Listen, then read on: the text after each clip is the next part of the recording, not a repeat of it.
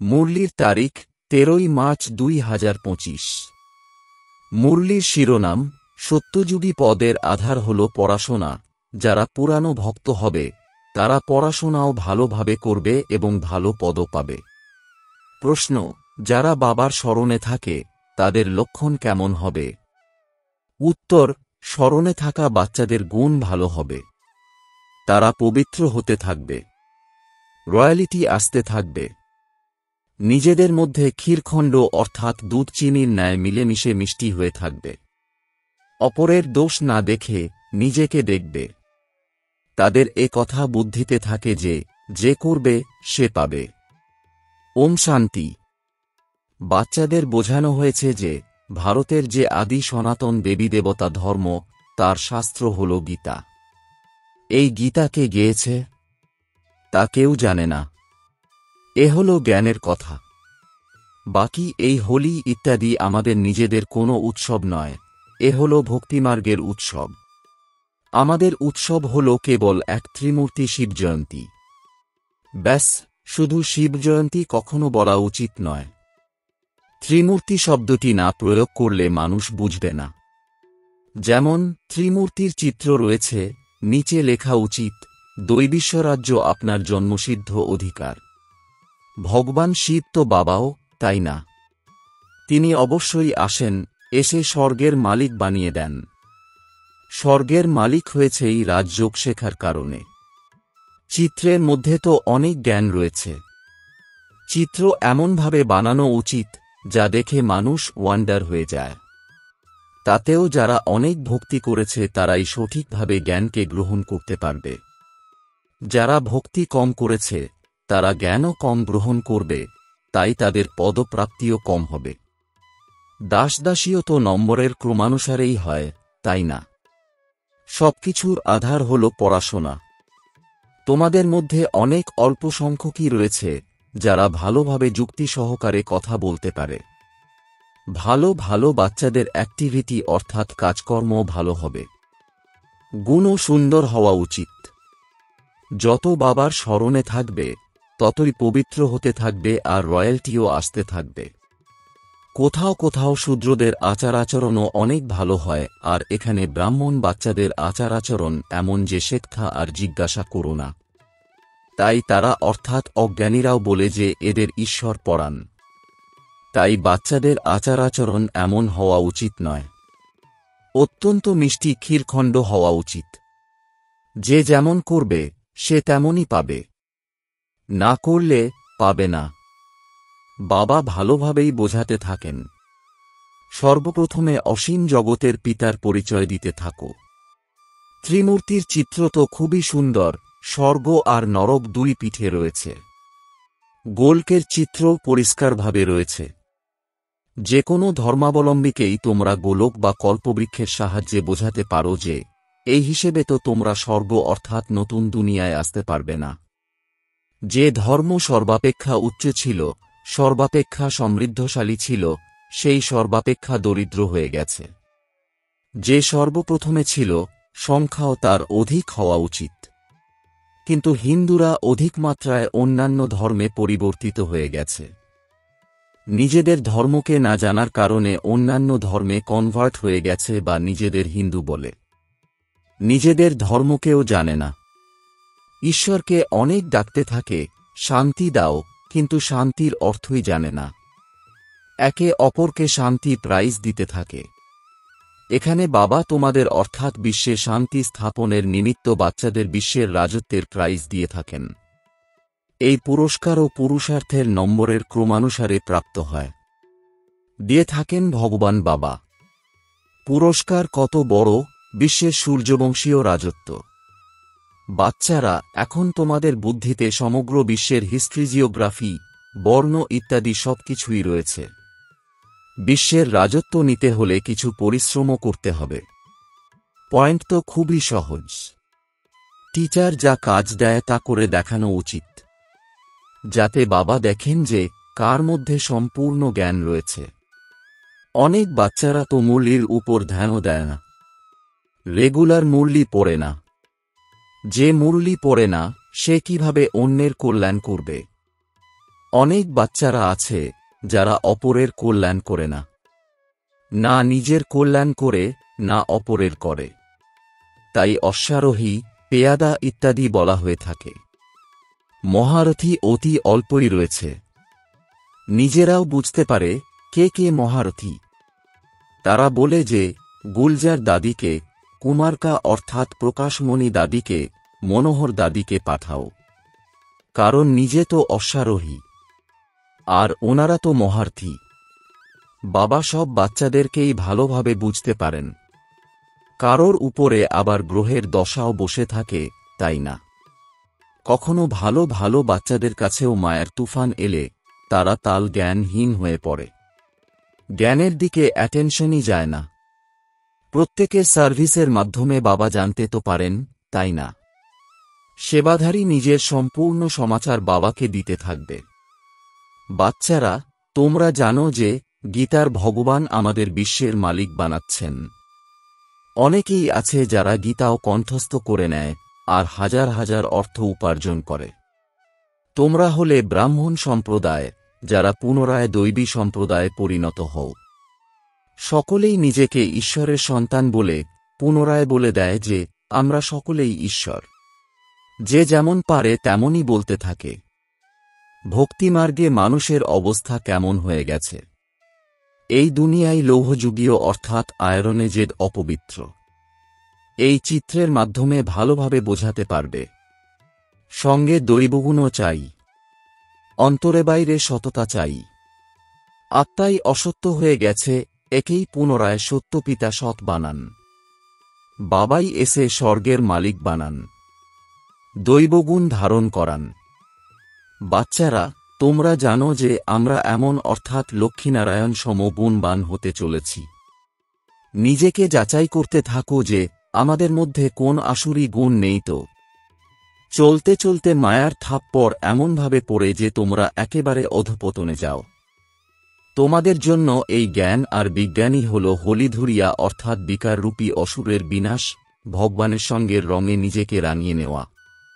ওরা অর্থাৎ অজ্ঞানীরাও হলিধুরিয়া অর্থাৎ হোলিকা দহনদোল পালন করে, কিন্তু এর অর্থ কি তা কেউই জানে না।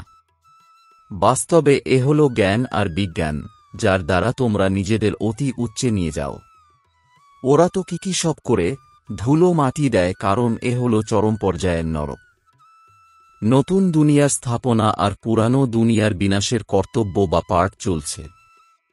তোমাদের মতন ঈশ্বরীয় সন্তানদেরও মায়া একদম এমন ঘুষি মারে যে সজোরে গিয়ে পাকে পড়ে যায়। পুনরায় এর থেকে বাইরে বেরোনো বড় মুশকিল হয়ে যায়। এর মধ্যে আশীর্বাদ ইত্যাদির কোনো কথাই থাকে না। তাই এদিকে মুশকিল বাড়তে পারে, সেই জন্য অত্যন্ত সাবধান হওয়া উচিত। মায়ার আঘাত থেকে সুরক্ষিত থাকার জন্য কখনো দেহ অভিমানে আবদ্ধ হয়ে যেও না। সর্বদা সচেতন হয়ে থাকো, সকলেই হলে ভাই বোন। বাবা যা শেখান তাই বোনেরা শেখায়। মহিমা তো বাবারই, বোনেদের নয়। ব্রহ্মারও মহিমা নয়। উনিও পুরুষার্থের দ্বারা শিখেছেন। পুরুষার্থ ভালো করেছে অর্থাৎ সকল্যাণ করেছে। আমাদেরকেও শেখান, তাহলে আমরাও নিজেদের কল্যাণ করি। আজ হোলি, হোলির জ্ঞানও এখনই শোনাতে থাকেন। জ্ঞান আর বিজ্ঞান, পড়াকে নলেজ বলা হয়। বিজ্ঞান কি জিনিস তা কেউই জানে না। বিজ্ঞান হল জ্ঞানেরও ঊর্ধ্বে। জ্ঞান তোমরা এখানে পাও, যার দ্বারা তোমরা প্রালব্ধ অর্থাৎ ফল পাও। এছাড়া ওটা হল শান্তিধাম। এখানে নিজ ভূমিকা পালন করতে করতে ক্লান্ত হয়ে পড়ে, তখন আবার শান্তিধামে যেতে চায়। তোমাদের বুদ্ধিতে এখন এই চক্রের জ্ঞান রয়েছে। এখন আমরা স্বর্গে যাব, পুনরায় ৮৪ জন্ম নিতে নিতে নরকে আসব। পুনরায় তেমনই অবস্থা হবে, এমন চলতেই থাকবে। এর থেকে কেউই বেরিয়ে যেতে পারে না। কেউ বলে এই ড্রামা কেন তৈরি হয়েছে? আরে এ তো নতুন দুনিয়া আর পুরানো দুনিয়ার খেলা। এই ড্রামা অনাদিকাল থেকে নির্ধারিত হয়ে রয়েছে। কল্প বৃক্ষের মাধ্যমে বোঝানো অত্যন্ত ভালো। সর্বাপেক্ষা প্রথম কথাটিই হল বাবাকে স্মরণ করো, তাহলেই পবিত্র হয়ে যাবে। ভবিষ্যতে জানতে পারবে যে কে কে এই কুলের যারা অন্যান্য ধর্মে পরিবর্তিত হয়ে গেছে তারাও বেরিয়ে আসবে। যখন সকলেই আসবে তখন মানুষ আশ্চর্য হয়ে যাবে। সকলকে এটাই বলতে হবে যে দেহ অভিমান ছেড়ে দেহি অভিমানী হও। তোমাদের কাছে পড়াশোনাই হল মুখ্য উৎসব, যার মাধ্যমে তোমাদের কত উপার্জন হয়। ওরা অর্থাৎ অজ্ঞানীরা তো এই উৎসব পালন করার জন্য কত অর্থাদি নষ্ট করে কত ঝগড়াদি হয়। পঞ্চায়েতি রাজ্যে অনবরত কত ঝগড়া হয়, কেউ ঘুষ দিয়ে মারারও চেষ্টা করে। এমন অনেক উদাহরণ রয়েছে। বাচ্চারা জানে যে সত্যযুগে এমন কোন উপদ্রবই হয় না। রাবণ রাজ্যে অনেক উপদ্রব, এখন তমপ্রধান, তাই না? পরস্পরের মধ্যে মতের মিল না হওয়ার কারণে কত ঝগড়া হয়। তাই বাবা বোঝাতে থাকেন, এই পুরানো দুনিয়াকে ভুলে একান্তে অর্থাৎ একাকী চলে যাও, ঘরকে স্মরণ করো, নিজের সুখধামকে স্মরণ করো, কারোর সঙ্গে অধিক কথাও বলো না, এতে ক্ষতি হয়ে যায়। অতি মিষ্টি, শান্তভাবে, প্রেমপূর্বক কথা বলা ভালো। বেশি কথা বলা ভালো নয়। শান্তিপূর্বক থাকাই ভালো। বাচ্চারা, তোমরা তো শান্তির দ্বারা বিজয় প্রাপ্ত করো। একমাত্র বাবা ব্যতীত আর কারোর সঙ্গেই প্রেমের বন্ধন রাখা উচিত নয়। বাবার কাছ থেকে যতটা সম্পত্তি নিতে চাও তা নিয়ে নাও। লৌকিক পিতার সম্পত্তির ক্ষেত্রে তো কত ঝগড়া হয়ে যায়, তাই না? এর মধ্যে কোনো খিটখিট অর্থাৎ ঝগড়া নেই। নিজের পড়ার মাধ্যমে যত চাও তত নিতে পারো। আচ্ছা, মিষ্টি মিষ্টি প্রশিক্ষার্থী বাচ্চাদের মাতাপিতা বাপদাদা স্মরণের স্নেহসুমন আর সুপ্রভাত। আত্মাদের পিতা তাঁর আত্মারূপী বাচ্চাদেরকে জানাচ্ছেন নমস্কার। ধারণার জন্যে মুখ্য সার। ১. সত্যপিতা আমাদের সৎ বানাতে এসেছেন, তাই সততার সঙ্গে চলতে হবে। নিজেকে যাচাই করতে হবে, আমাদের মধ্যে কোনো আসুরীয় গুণ নেই তো? আমরা বেশি কথা বলি না তো? অত্যন্ত মিষ্টি হয়ে শান্তি এবং প্রেমপূর্বক কথা বলতে হবে। ২. সম্পূর্ণ ধ্যান মুরলির উপর দিতে হবে। প্রত্যহ মুরলি পড়তে হবে। নিজের এবং অপরের কল্যাণ করতে হবে। টিচার যে কাজ দেন তা করে দেখাতে হবে।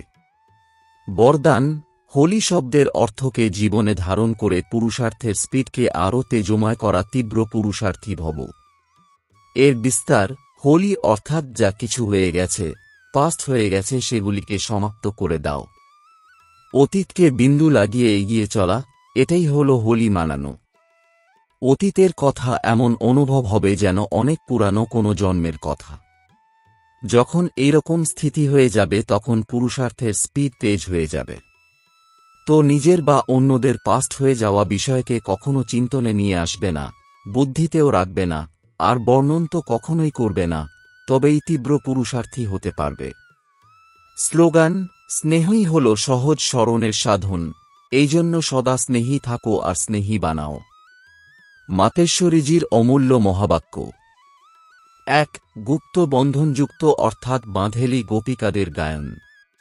গীত, দর্শন বিনা প্রেম করি, গৃহে বসে স্মরণ করি। এখন এই সঙ্গীত হল বন্ধনে আবদ্ধ তথাপি আনন্দমগ্ন কোনো গোপিকার গাওয়া গান। এ হল প্রতিকল্পের বিচিত্র খেলা। বিনা দর্শনেই প্রেম হয়। দুর্ভাগা দুনিয়া কি জানে যে কল্পপূর্বের ভূমিকা অর্থাৎ পার্টি পুনরায় হুবহু পুনরাবৃত হচ্ছে। অবশ্যই সেই গোপিকা ঘরসংসার পরিত্যাগ করে নি, কিন্তু স্মরণের মাধ্যমে কর্মবন্ধন মিটিয়ে ফেলছে। তাই সে খুশিতে মত্ত হয়ে দুলে দুলে গান করছে। বাস্তবে ঘর পরিত্যাগের কোনো কথাই নেই। ঘরে বসে বিনা দর্শনেই সেই সুখ অনুভব করে সেবা করতে হবে। কিভাবে সেবা করব? পবিত্র হয়ে অপরকে পবিত্র করার। তোমরা এখন তৃতীয় নেত্র পেয়েছ। আদি থেকে নিয়ে অন্ত পর্যন্তের বীজ এবং বৃক্ষের রহস্য তোমাদের নজরে রয়েছে। তাই এই জীবনের মহিমা আছে। এই জ্ঞানের মাধ্যমে ২১ জন্মের জন্য সৌভাগ্য গঠিত হচ্ছে। এর মাঝে যদি কোনো প্রকারের লোকলজ্জা, বিকারী কুলের মান মর্যাদা থাকে, তাহলে সেবা করতে পারবে না। এ হল নিজের দুর্বলতা। অনেকে ভাবে এই ব্রহ্মাকুমারীরা ঘর ভাঙতে এসেছে, কিন্তু এখানে ঘর ভাঙার কোনো কথাই নেই। ঘরে বসেই পবিত্র হতে হবে আর সার্ভিস করতে হবে, এতে কোনো কষ্ট নেই। পবিত্র হবে, তবেই পবিত্র দুনিয়ায় যাওয়ার অধিকারী হবে। বাকি যারা যাবে না তারা কল্পপূর্বের মতোই শত্রুর ভূমিকা পালন করবে, এতে কারোর দোষ নেই। যেমন আমরা পরমাত্মার কার্যকে জানি, তেমনি ড্রামার অন্তর্গত প্রত্যেকের ভূমিকাকেই জেনে গেছি। তাই এতে ঘৃণা আসতে পারে না। এমন তীব্র পুরুষার্থী গোপিকারা রেসের মাধ্যমে বিজয়মালায় আসতে পারে। আচ্ছা, ওম শান্তি।